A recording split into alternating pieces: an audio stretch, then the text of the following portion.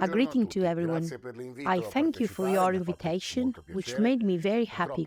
Unfortunately, I couldn't come, and I apologize, but I have made the decision to focus my activity on the management of Byoblu, which is now a company that has at least 35 employees and dozens of collaborators. Therefore, it can hardly be administered by accepting the many invitations, like yours, which, even if they fill me with pleasure, they would keep me away from work for many days. Unfortunately, I cannot afford this. I welcome, though, the idea of making a video to you to say hello. First of all, I congratulate you, because you are that part of the country which, despite having taken the blows, despite perhaps suffering a little disillusionment today, has not given up fighting yet. The Italian constitution states that citizens have the right to organize themselves into associations that democratically pursue their interests in politics. This is the way in which we will take our country back. If everyone believes in it, if everyone sacrifices himself by doing his part, you are that part of the country that still believes in this, that still does its duty, that is committed. Probably giving up your time with your families, maybe even sacrificing your job for those who still have it, perhaps giving up your leisure time instead.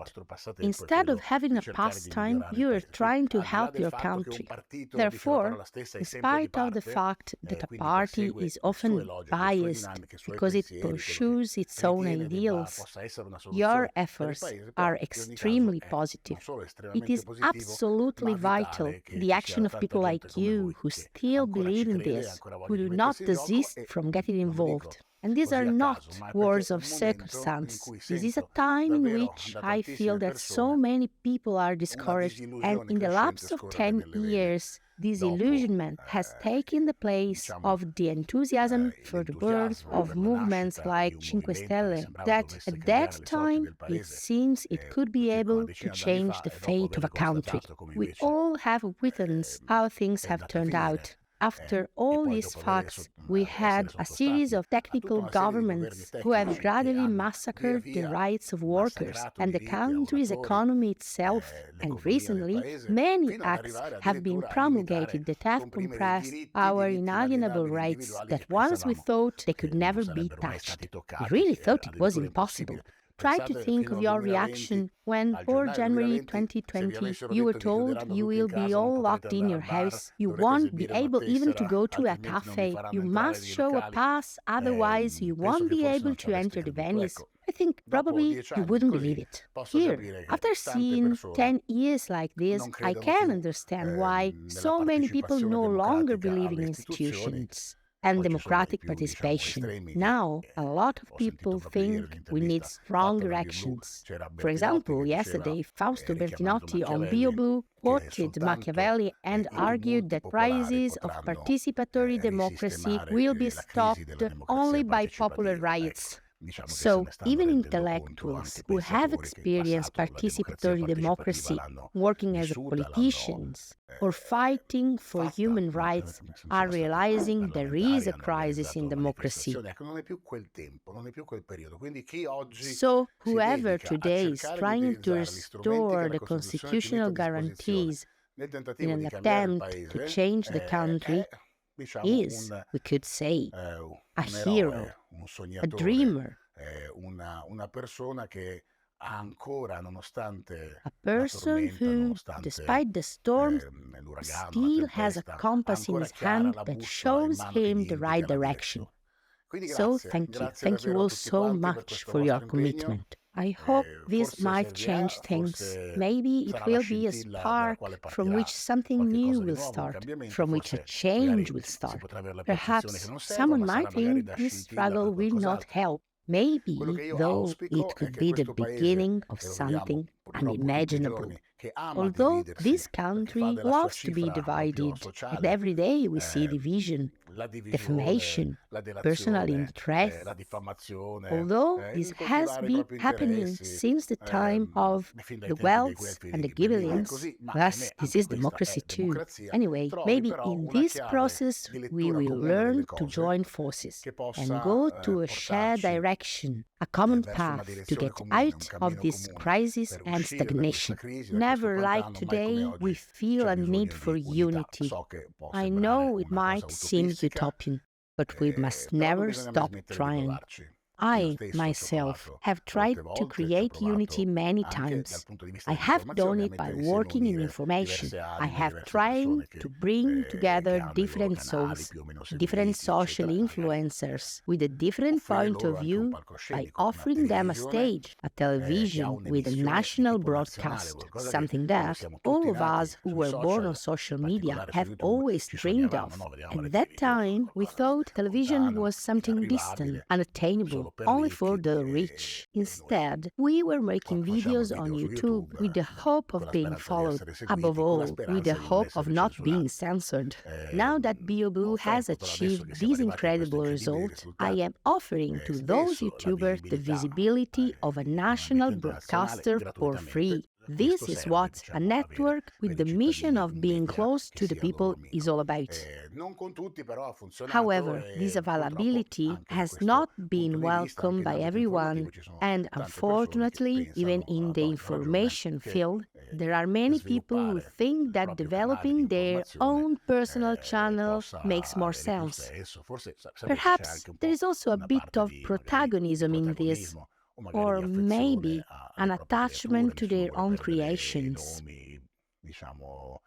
No one wants to lose his followers or to move beyond his own story. There is also an issue related to the economy and financing. It is difficult to finance a national television whose purpose is to be close to the citizens. Imagine how much it can be difficult to be financed only with donations, also because the people who really participate in the democratic process, the so-called awakened, are not all the citizens. Otherwise, we wouldn't have found ourselves in this condition. They are, in fact, only a part. Byoblu has recently requested a poll to a large national research institute about this, and it turned out that the 25% of Italians know Byoblu, and as many as the 10% follow it with satisfaction. This means at least the 10% of Italians really like Byoblu, so we are talking about an amazing result. We must also deal with a whole series of very difficult technicalities to manage.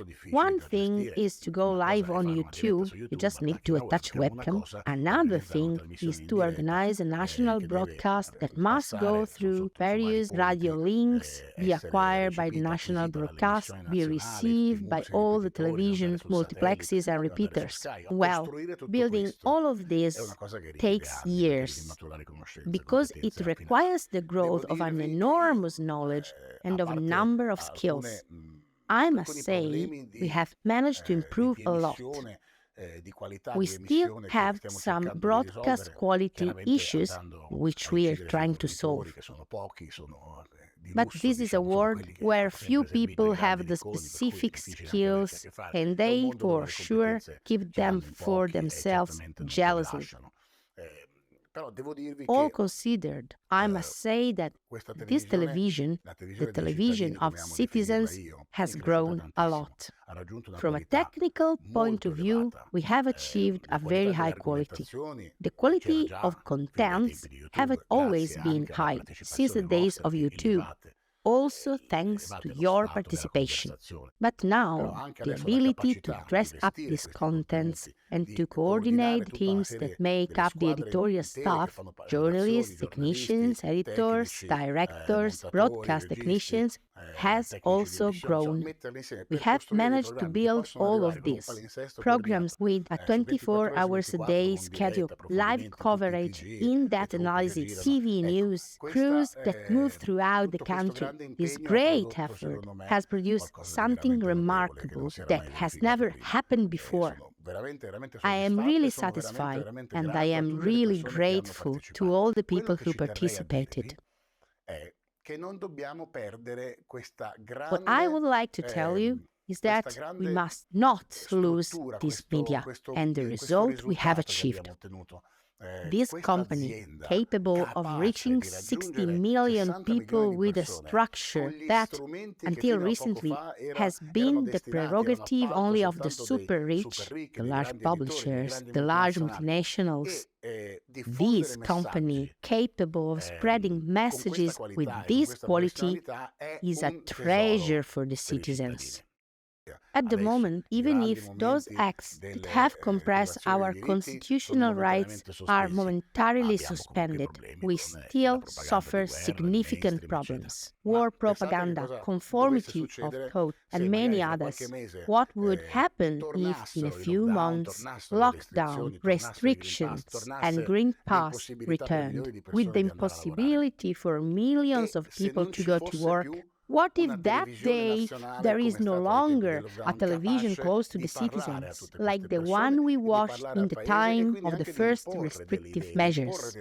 If you cannot speak up, then you cannot even impose on the public debate the need to discuss those issues, simply because you no longer have a voice. They can march to their own drum on the mainstream media, and it all ends there. Unfortunately, it takes years to build a structure like Byoblu from scratch. We must keep custody of our hopes and dreams in order to be able to change the country, especially in a moment like this, when our efforts tend to be discouraged or our movements, in some cases, are even suspected to be infiltrated by the big powers. This is why we must protect realities like Byoblu. We must preserve this feeble flame for future generations that will follow us. It is not for ourselves. We have lived in a world where participation in democracy institutions was a reality, where freedom and rights were preserved. And we will always remember how it was. What about those kids who were born in the years of restrictive measures or who were teenagers during the lockdown? How can they experience democracy in a country where the Constitution or even the fundamental rights are not longer even taught at school? If we don't preserve this value today, tomorrow we will leave to posterity a humanity of servants. And this is not what we want. We are the guardians of society, of a world in which man is free, and that we must remain. So thank you all very much. Let me tell you that the television of citizens is open to everyone, and any idea will always be welcome. Any of you can take a part in the editorial team, and you can propose your own programs, or you can send us, if you please, your video documents. I am really grateful for what life has given to me. Being put in the position to build a network like this and to be a defender of these values. I ask you to help us grow, also, when possible, with donations, because it must be stated, a television has many costs. Consider that on state television, a single episode of an average program might cost the same amount of money that we use to cover our expenses for a month. From my point of view, there is also a big waste of money in national TV, and if that is true, it weighs on the pockets of the citizens. Anyway, our resources come only from the citizens, Because if they came from philanthropists, multinationals, the European Union, the institutions, a political party, we would be exposed to the Berlusconi-style phone call that warns us not to do an inquiry because it would displease someone powerful. I have also been told that some mainstream journalists prefer watching Byoblu because on the main networks they can hardly find meaningful inquiry programs. And this is not because there are not capable journalists on the national television, but because they don't have freedom of speech, and we cannot end up like that. This is the reason for which we live on donations, because through the support of the population, the citizens are our only masters. Therefore, donations are our model of sustainability. We have been brought so far thanks to you all. I invite you to keep dreaming big, to keep hoping without being discouraged by the difficult times we are facing. And I invite you to play an active role in the television of citizens, being aware that your help could really make the difference.